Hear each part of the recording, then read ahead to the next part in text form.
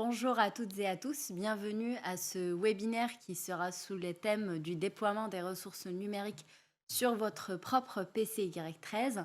Je m'appelle Omaima, je suis chef de projet sur la région Île-de-France et on sera ensemble aujourd'hui pour découvrir ensemble quelles sont les ressources numériques que vous avez à votre disposition, comment les exploiter et puis on verra également dans un second temps quelles sont les actualités du numérique, quelles sont les bonnes pratiques à adopter dans l'intégration du numérique dans votre pédagogie. Donc avant de démarrer ce webinaire, je souhaite vous rappeler que vous avez une petite fenêtre sur votre écran qui vous permet de prendre la main, soit pour réduire la console si elle vous gêne, pour aussi récupérer le support de cette présentation. Donc dans l'espace de partage des documents. Vous avez une troisième partie qui vous permet de communiquer avec nous. Donc c'est un chat. N'hésitez pas à poser toutes vos questions. Je prendrai également certaines questions à l'oral, évidemment les questions d'ordre général. Et puis mes collègues vont pouvoir répondre aux questions les plus spécifiques.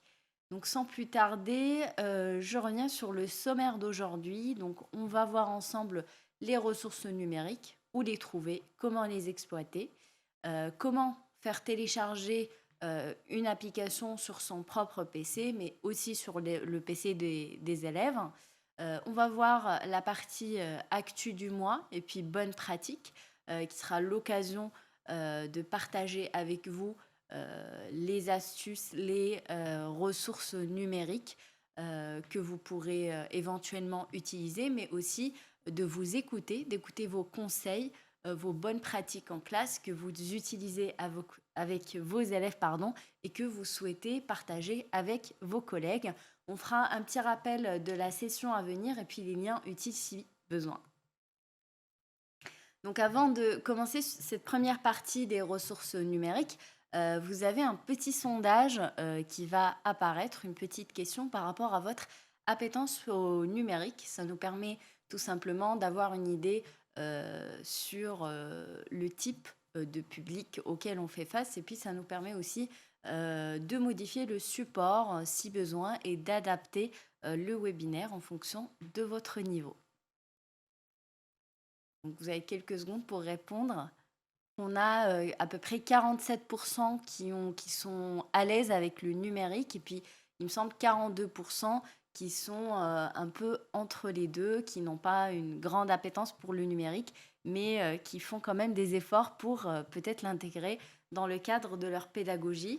Donc pas de souci, le but de ce webinaire, c'est d'accompagner à la fois les personnes qui ont une faible appétence et qui ne sont d'ailleurs pas très nombreux dans ce webinaire. Les personnes qui ont une appétence moyenne, c'est de pouvoir les aider à monter en compétence. Et puis, pour ceux qui sont complètement à l'aise, j'espère que pendant ce webinaire, on vous procurera quand même une valeur ajoutée, peut-être des astuces, des applications ou des ressources que vous ne connaissez pas spécialement. Donc, je vais démarrer sur les ressources numériques. Donc, aujourd'hui, nous avons à disposition plus de 150 applications qui sont disponibles sur le site du Virage numérique. Elles sont classées donc, par type de plateforme, Android ou Windows, par type de ressources, donc application ou lecteur de manuel. Et puis, vous avez plusieurs filtres que vous pouvez utiliser pour chercher des applications qui sont spécifiques, peut-être liées à une discipline en particulier. Et puis pour chaque application, vous avez un descriptif pédagogique et puis des suggestions, mais aussi des photos, des vidéos pour vous donner une idée sur l'usage que vous pouvez en faire en classe avec vos élèves. On vous a mis le lien du site du Virage numérique, comme ça vous pouvez le visiter et puis voir s'il y a éventuellement des applications qui peuvent vous intéresser. Et d'ailleurs, en parlant d'applications, celles qui ont été récemment ajoutées sont Aceba, qui est un logiciel de programmation graphique, Logisim, qui est un outil pédagogique de conception et de simulation de circuits logiques numériques. Puis la dernière, c'est Inkscape, qui est un logiciel de dessin vectoriel. Et en parlant toujours d'applications, si jamais vous ne trouvez pas votre bonheur dans le catalogue des 150 applications, pardon, vous pouvez toujours nous demander d'ajouter soit une nouvelle version d'une application existante, soit même une nouvelle application qui n'existe pas dans le catalogue. Donc toutes les applications font office de validation de la région, mais elles doivent respecter un certain nombre de critères pour être sélectionnées. Donc déjà, il faut que les applications ne contiennent pas de publicité, il ne faut pas qu'elles contiennent d'achat in-app, il faut qu'elles soient gratuites, libres de droit, ou sinon vous devez avoir l'autorisation de l'éditeur. Donc dès que vous avez une application qui respecte ces critères, vous avez bien sûr le droit de demander son ajout en allant sur le formulaire d'ajout d'application qui se trouve dans la rubrique ressources dans le site du Virage numérique. Donc il suffit simplement de remplir votre email, le nom de l'application, l'UAI de votre établissement ou le RNE. Donc si vous ne le connaissez pas, vous pouvez demander à votre référent numérique et évidemment le nom de l'application et l'éditeur. Et nous, par la suite, quand on va prendre en compte votre demande, on vous communiquera la progression du traitement de votre demande par email. Donc on vous enverra à chaque fois que l'application passe à une nouvelle étape de traitement, on vous préviendra. Donc voilà pour la partie découverte des applications existantes, ajout d'applications inexistantes. Maintenant qu'on a les applications, il faut évidemment les exploiter, d'où l'intérêt de cette deuxième partie qui parle des usages. Et la première façon ou moyen plutôt d'exploiter ces ressources numériques, c'est une nouvelle fonctionnalité qu'on a mis en place et qui s'appelle le self-service. C'est une fonctionnalité qui vous permet à vous, enseignants et référents numériques, de pouvoir installer et désinstaller les applications disponibles sur votre propre PC Y13 et ce, soit en allant de l'onglet utilisateur, soit en allant de l'onglet catalogue d'applications. Et en fait, cette fonctionnalité, elle peut vous permettre, dans un premier temps, de tester une application vous-même sur votre propre PC avant de pouvoir l'installer sur tous les PC de vos élèves, par exemple. Alors, comment ça fonctionne? Comme je disais tout à l'heure, on peut faire du self-service en allant de mon profil. Donc, dans l'onglet utilisateur, à droite, vous avez mon profil. Donc, en cliquant dessus, vous allez arriver sur l'écran 1 dans lequel vous avez le numéro de série de votre terminal. Il suffit de cliquer dessus. Vous allez atterrir sur l'écran 2 qui est la page de détail de votre terminal et qui comporte trois sous-onglets. Dans le sous-onglet configuration. Donc, cliquez sur ce sous-onglet configuration et cliquez ensuite sur ajouter une configuration et c'est l'écran 3. Donc, dès que vous cliquez sur ce bouton, vous avez plusieurs options dans installer une application. Évidemment, quand vous cliquez sur installer une application, vous avez la liste de l'ensemble des applications. Vous n'avez qu'à sélectionner celle qui vous intéresse. D'ailleurs, vous pouvez sélectionner une ou plusieurs applications en même temps et valider pour installer l'application sur votre propre PC.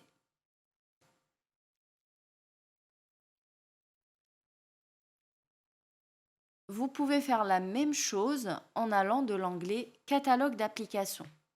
Donc si vous voulez commencer par voir par exemple les applications qui sont disponibles dans le MDM, vous pouvez très bien le faire. D'ailleurs, vous pouvez même filtrer sur les applications Windows ou Android en cliquant sur le type.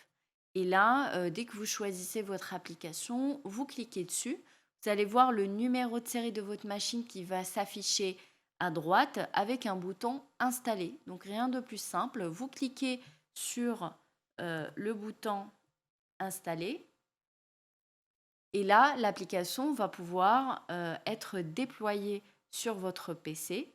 Et si au contraire, vous avez besoin de supprimer cette application, vous aurez à la place du bouton installer plutôt le bouton retirer.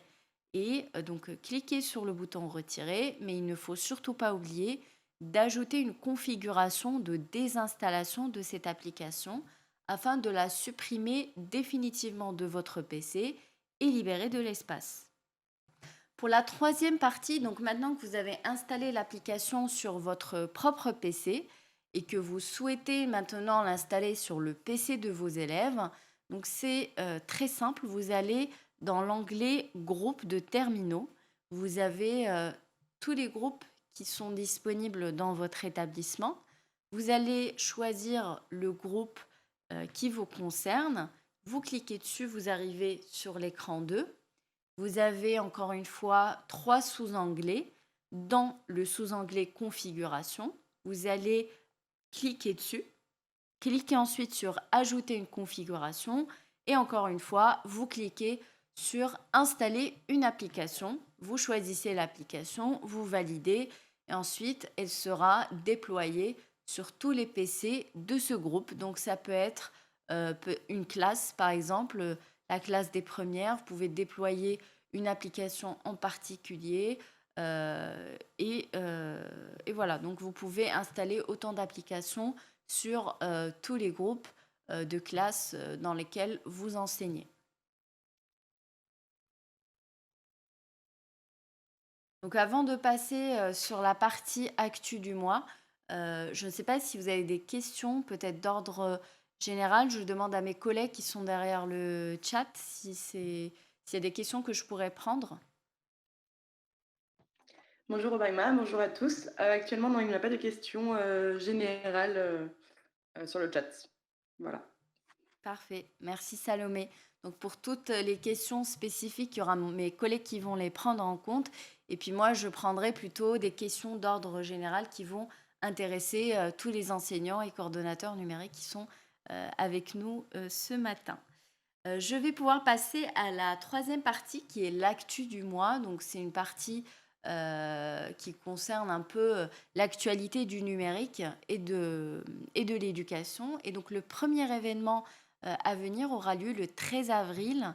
Donc c'est Robocop Junior pour les personnes qui ne connaissent pas ce concours. Donc c'est un concours de robotique et d'intelligence artificielle qui se passe à l'échelle nationale et qui est réalisé par des élèves à la Cité de Sciences et de l'Industrie de 9h30 à 15h.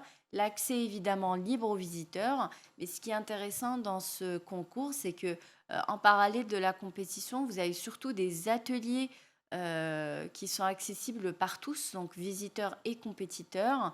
Et c'est des ateliers autour du numérique qui pourraient être intéressants pour vous, enseignants, mais également pour vos élèves si vous souhaitez y aller ensemble.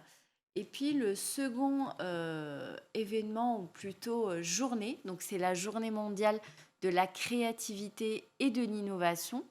Donc ça pourrait être l'occasion idéale de travailler avec ses élèves sur l'innovation, sur la stimulation de ses capacités à imaginer, à stimuler sa créativité.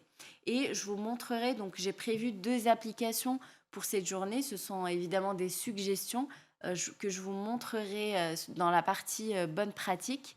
Et puis le troisième événement, il s'agit d'un webinaire qui aura lieu le 28 avril. C'est une conférence en ligne de 17h à 19h qui est organisée par ETEC France et par l'Institut G9 et qui concerne la réalité immersive et comment elle va un petit peu bousculer la pédagogie, comment elle va répondre aux attentes de cette nouvelle génération Z. Et donc, ça vous permet aussi de découvrir les espaces virtuels et puis en particulier les métavers et les jumeaux numériques. Donc, si vous êtes intéressé, n'hésitez pas à vous inscrire. C'est complètement gratuit pour les personnes qui sont plutôt intéressées par la réalité virtuelle. Donc, je vais pouvoir passer sur les bonnes pratiques. Alors, sur cette partie, l'idée, c'est de vous donner des suggestions, de partager avec vous des conseils concernant le numérique, des ressources, des applications, des plateformes qui pourraient être intéressantes pour vous en tant qu'enseignant, mais c'est aussi l'occasion de vous écouter. Donc, si vous avez des bonnes pratiques, des ressources, des applications que vous utilisez avec vos élèves, des plateformes que vous avez récemment peut-être découvert, n'hésitez pas à lever la main et partager avec nous cette information. Donc, il suffit simplement de cliquer donc, dans la console que vous avez sur votre écran. Vous avez une main levée. Cliquez dessus et puis mes collègues au niveau de la régie vont pouvoir activer votre micro. Donc, moi de mon côté, les applications que j'ai trouvées intéressantes, la première c'est Encore, qui est un outil qui permet d'enregistrer des podcasts audio, ce qui est idéal pour créer des radios en classe par exemple, ou pour présenter des exposés sonores, ou tout simplement pour peut-être présenter une partie de son cours avec un contenu sonore, ce qui permet un petit peu la diversification. Et puis, ça permet aussi de capter l'attention des élèves. Cette application, elle est gratuite. Il suffit simplement de s'inscrire pour pouvoir l'utiliser à partir d'un navigateur web. Mais vous pouvez aussi la télécharger sous Android ou iOS. Et j'ai également mis un témoignage d'une enseignante de SES au lycée polyvalent Christophe Colomb, pardon, et qui parle de cette application parce qu'elle l'utilise pendant ses cours pour diversifier son contenu, pour pousser les élèves à faire des exposés originaux en utilisant l'outil de podcast. Deuxième application, elle s'appelle Wordle. Donc c'est plutôt une page web. Le but, c'est d'identifier une silhouette d'un pays à travers 6 essais. Et après chaque essai, vous avez des informations indices sur, par exemple, la direction, la proximité, la distance du pays cible.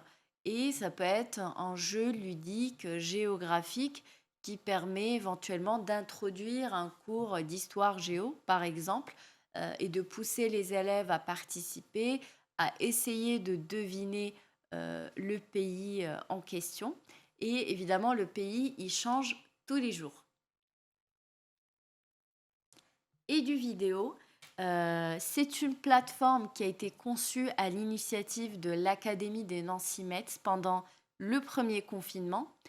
C'est une plateforme dans laquelle vous allez retrouver des vidéos en direct, mais aussi des replays d'ateliers qui sont animés par des enseignants autour de différentes thématiques sur du numérique et de l'intégration du numérique dans la pédagogie.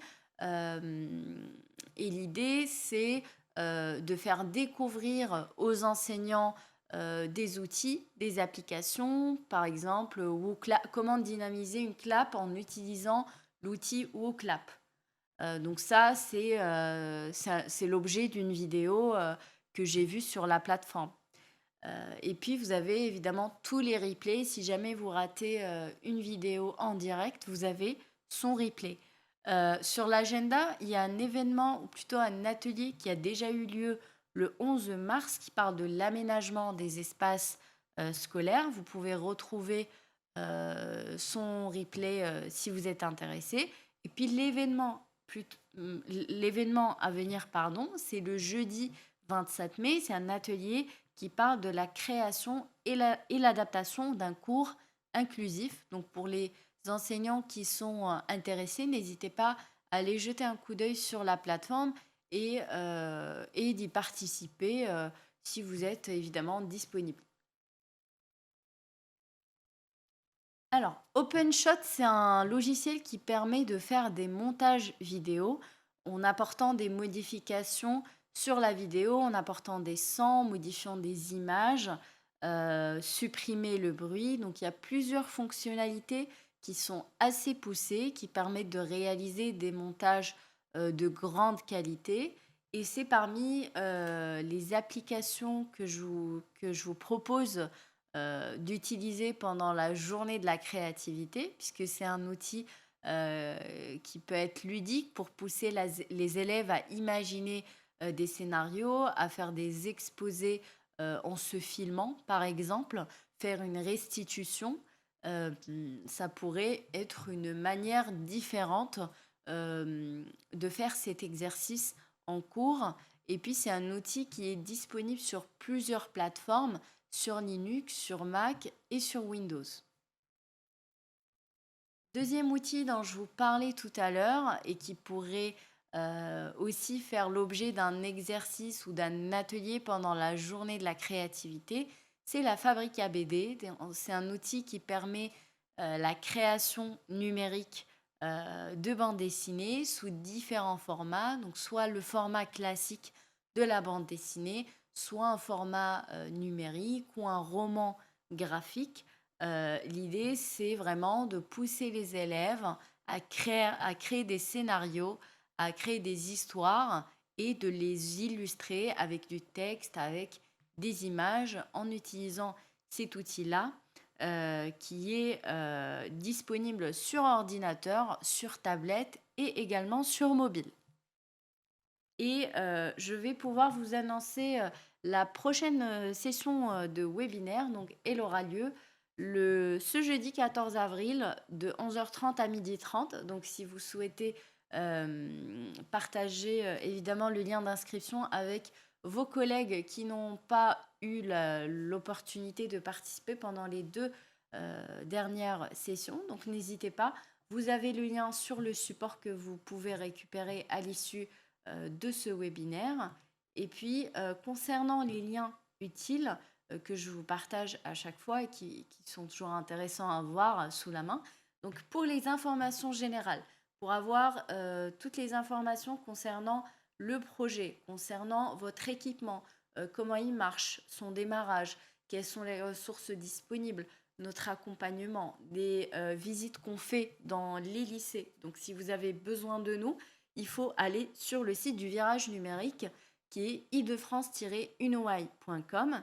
Et puis si vous avez besoin d'assistance ou de SAV, n'hésitez pas à aller sur le site idf.highschool.com/support. Donc voilà, on arrive à la fin de ce webinaire. Donc je vous remercie d'avoir répondu présent.